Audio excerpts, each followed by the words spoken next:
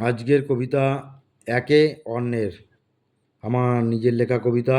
আমি সুজিত বিশ্বাস। পুরুষ ছাড়া প্রকৃতি যেমন সর্বহারা, পুরুষও তো হয় না পূর্ণ কোনো নারী ছাড়া। ফসল ছাড়া জমির নেই তো কোনো দাম, ফসলের হাবার যেন জমি প্রাণ। ডাক্তারের নেই তো দাম, রোগী যদি না আসে, রোগীরা আবার যেন ডাক্তার দেখিয়েই বাঁচে। পুকুর জলে মাছ বাঁচে, জলই মাছের প্রাণ। মাছ যদি না থাকতো, পুকুর কি পেত মান?